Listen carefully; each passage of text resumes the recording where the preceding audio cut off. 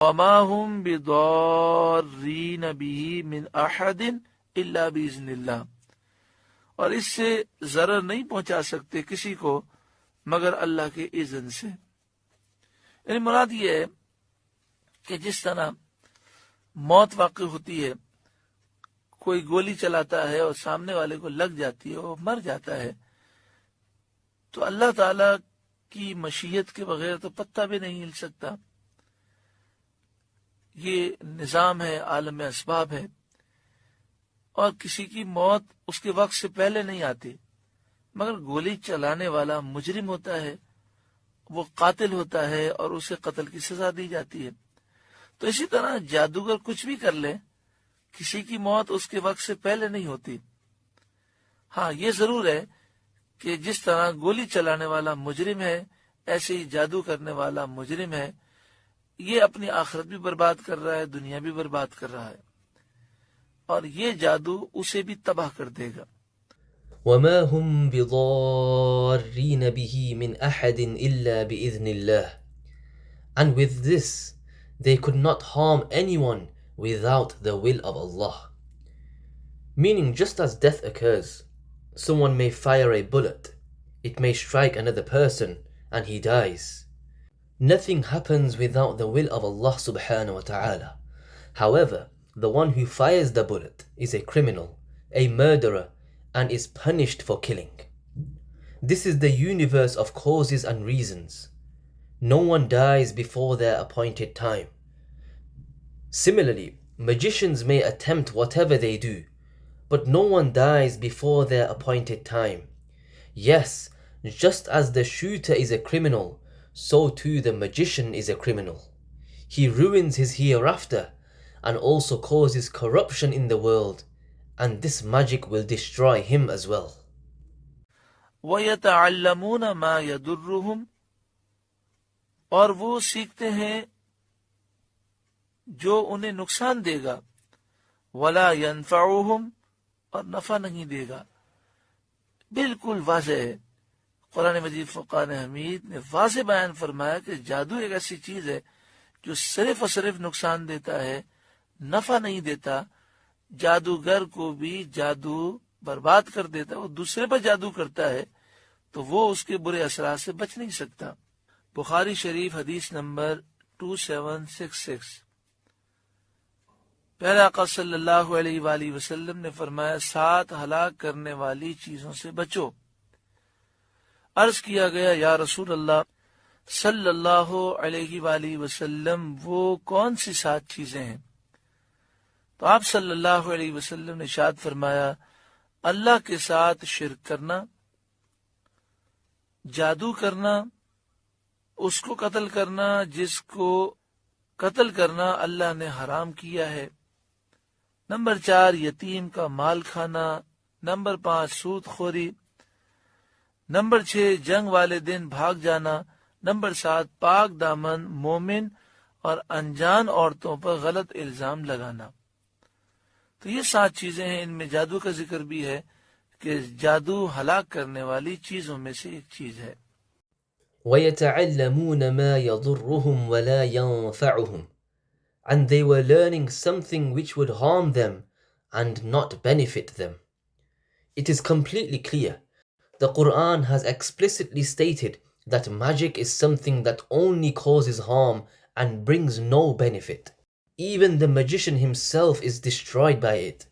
When he practices magic on others, he cannot escape its harmful effects. There's a hadith in Sahih al-Bukhari, hadith number 2766. It is reported that Rasulullah sallallahu alayhi wasallam said, avoid the 7 destructive things. It was asked, O Messenger of Allah sallallahu alayhi wasallam, what are they? He sallallahu alayhi wasallam said, associating partners with Allah subhanahu wa ta'ala, practicing magic, killing a soul which Allah has forbidden, consuming the wealth of an orphan, consuming usury, fleeing on the day of battle, and accusing chaste, innocent, believing women. أو كما قال عليه الصلاة والسلام. So magic is among the destructive sins. وَلَقَدْ عَلِمُوا، اور ضرور بے شک یہ یہودی یہ بات جانتے ہیں، لمن اشتراہ، جو کوئی جادو کو حاصل کرے، یعنی جادو سیکھے اور یہ جادو لوگوں پہ کرے، ما لہ فی الآخرۃ من خلاق، اس کے لیے آخرت میں کوئی حصہ نہیں۔ یہ بات یہودیوں کو معلوم ہے، ان کی کتابوں میں یہ بات لکھی ہے۔ وَلَبِئْسَ مَا شَرَوْا بِهِ أَنفُسَهُمْ، بے شک کیا بری چیز ہے وہ جس کے بدلے انہوں نے اپنی جانیں بیچیں، یعنی جادو کی خاطر انہوں نے اپنے آپ کو برباد کر دیا، وہ جادو جو بالکل نفع نہیں دیتا اور جادوگر کو بھی تباہ و برباد کر دیتا ہے۔ لو کانوا یعلمون، کسی طرح انہیں علم ہوتا اور وہ سمجھتے تو ہرگز وہ ان چکروں میں نہ پڑتے۔ وَلَقَدْ عَلِمُوا لَمَنِ اشْتَرَاهُ مَا لَهُ فِي الْآخِرَةِ مِنْ خَلَاقٍ، and no doubt they know that whosoever accepted this deal has no share in the hereafter. Meaning the Bani Israel knew this, it was written in their scriptures. وَلَبِئْسَ مَا شَرَوْا بِهِ أَنفُسَهُمْ، and how evil is that for which they sold their souls. Meaning what a terrible trade they made, destroying themselves for the sake of magic, which brings no benefit and only ruins the one who practices it. لَوْ كَانُوا يَعْلَمُونَ، if they had somehow known. If they had true understanding, they would never have fallen into these matters. آج کہ جب جادو اس قدر عام ہو رہا ہے، نظر بد کے مسائل ہیں، آسیب کے مسائل ہیں، جنات کے مسائل ہیں، پھر حسد کرنے والے حسد کرتے ہیں، ظالم ظلم کرتے ہیں، مفسدین فساد کرتے ہیں، دشمن دشمنی کرتے ہیں، تو اب ہم کیسے بچیں؟ تو قرآن مجید فرقان حمید ہمیں اس کا حل بیان فرماتا ہے۔ وَلَوْ أَنَّهُمْ آمَنُوا، اور اگر وہ ایمان لاتے، وَاتَّقَوْا، اور پرہیزگاری اختیار کرتے، لَمَثُوبَةٌ مِّنْ عِنْدِ اللَّهِ خَيْرٌ، تو ضرور اللہ کے یہاں ثواب بہت اچھا ہے۔ یعنی مراد یہ ہے کہ اگر لوگ ایمان لے آئیں اور شریعت کی پابندی کریں تو اللہ تعالیٰ کے یہاں اس کا اجر بہت اچھا ہے، آخرت تو سنور جائے گی انشاءاللہ، اور آخرت کے صدقے میں دنیا میں بھی سکون ہی سکون ہوگا۔ لو کانوا یعلمون، کسی طرح انہیں علم ہوتا۔ سورہ بقرہ کے 12ویں رکوع کا درس مکمل ہوا۔ دعا فرمائے ہم نے اس رکوع کے دوران جو نصیحتیں سنی ہیں، اللہ تعالیٰ مجھے بھی اور آپ سب کو عمل کی توفیق عطا فرمائے۔ Today, when magic, evil eye, spiritual harm, jealousy, corruption, and enmity are widespread, how do we protect ourselves? The Qur'an provides the answer. وَلَوْ أَنَّهُمْ آمَنُوا وَاتَّقَوْا لَمَثُوبَةٌ مِّنْ عِنْدِ اللَّهِ خَيْرٌ لَوْ كَانُوا يَعْلَمُونَ.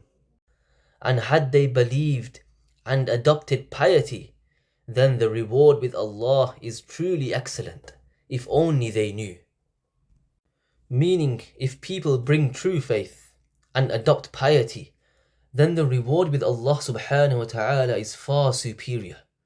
Their hereafter will be successful, and through that, even in this world, they will find peace. The 12th ruku of Surah Al-Baqarah is now complete. We make dua to Allah subhanahu wa ta'ala that whatever advice we have heard, that He subhanahu wa ta'ala grants me and all of you the ability to act upon it. Ameen ya Rabbal Alameen.